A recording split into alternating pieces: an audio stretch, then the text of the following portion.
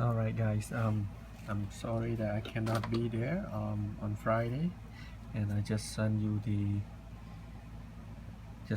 PowerPoint slide. So, but I want to give you some notes that what is important in this chapter 5. So, we hope to run through this chapter 5, point 1, point 2, point 3, point 4, maybe point 5, depend on how far we get along today. Okay. And due to personal reason that I cannot be there nor discuss on the current matter. I hope you understand on that. First of all, let's get begin in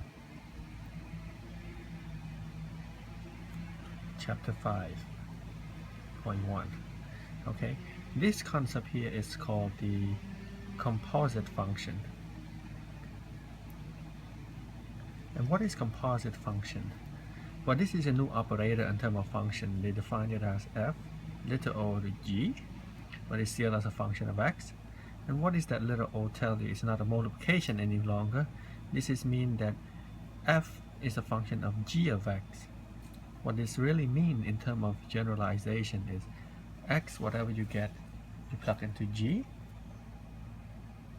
okay, and whatever answer it is, you get into f, and you will obtain your output value.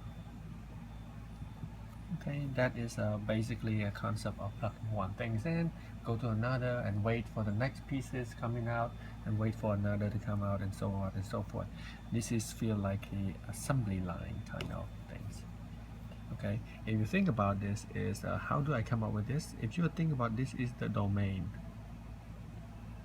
Okay, they will go into G. Okay, they will go into G. But notice that not everything into G you can plug in F. It really depends on which part of G can go into F. Okay, if the domain F is here,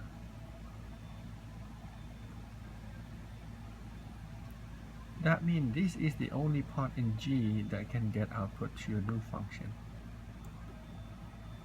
So basically you might get everything here, so it's only a certain part of G that can go in. So really the original part might be only part of it that can go from here to here, other can get just stopped to here. Alright, so means that doesn't matter everything that you can put into G that you can use into F. So make sure that what you can put into G and also that be able to obtain into F. That's something that we want to find out, because it's very complicated when you think about multiple piece of function like this. An example, if f of x equal to 2x squared minus 3, okay, and g of x equal to 4x. Now what is f of g of x? This is basically I plug g into every x that I have. So in other words, simply first write g squared minus 3 and replace g now by 4x squared, 4x everything squared minus 3. So this is your new function. 4 squared 16 times 2 is 32 x squared minus 3. So this is your new function of f composite g. Now if you do g composite f is different, okay? But what's the domain of this guy? If x can put anything in g here, whatever in g I can plug into f, because f just squaring your value. So that is you can do that. But let me show you some other way that if you have a problem with what you can input and what you cannot input, okay? For example, if f of x is equal to 1 over x minus 2, x plus 2, and g of x is equal to 4 over x minus 3, or minus 1. So let's do minus 1. Okay, what is domain of g? Domain of g would just be all x as long as not equal to 1. And the domain of f is all x as long as it's not equal to minus 2. Okay, so I can do any of that. Now here's a problem. When you do f composite g of x, now here you can plug x into g. Doesn't matter what x is, as you can put it into g. As long as it's not equal to minus 1, I can plug into g. So immediately, in order to be able to put into here, x cannot equal to 1. But once you put in here, you have to plug it into f. F cannot take whatever value is minus 2. So you should ask yourself a simple question. What x supposed to be here that give you minus 2? If x put in here give you minus 2, then I have to plug minus 2 in here, would cause you a problem. So if x is equal to minus 1 in here, minus 1 here is minus 2, 4 divided by minus 2 is minus 2, then I can plug in here. So that means you have to remove that from minus 1 as well. So if you notice that if you just plug it in, this is 1 over g plus 2, and this is equal to 1 over 4 over x minus 1 plus 2. And if you common denominator this guy, you have 4 plus 2 x minus 1 all over x minus 1. And if you simplify this is x minus 1 over 2x. 4 plus 2 here is minus 2 here is 2. So this will tell you what the domain is. So how do I find a domain of composite function? Okay, how do I find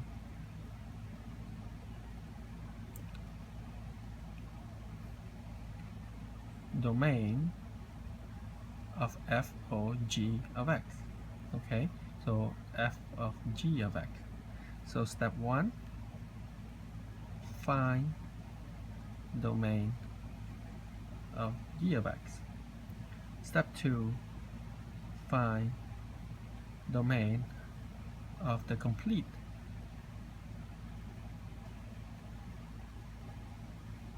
f o g of x. Okay, basically this guy right here. Okay, find the complete f o g of x. Then step 3, the intersection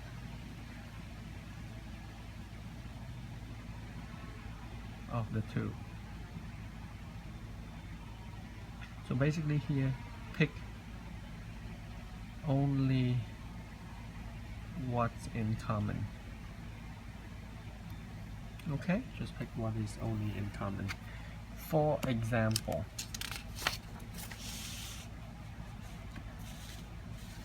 okay, for 5.1 they ask you to find domain. Example, find domain of f of x, f of g of x, where f of x equal to 1 over x minus 5 and g of x equal to 1 over x. Now step 1, domain of g of x is all real number except 0. Yeah, I can plug 0 in here. But what is number 2? What is f of g of x?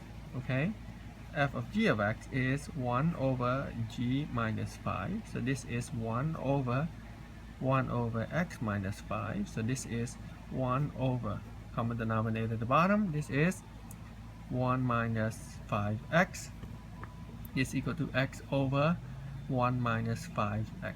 So this is the FOG of x. What is the thing about domain of that is when is 1 minus 5x is not 0, that implies that 5x must be not 1. That means x must not be 1 over 5. So what is the domain? Domain of FOG of x would be x cannot be equal to 0 nor 1 over 5.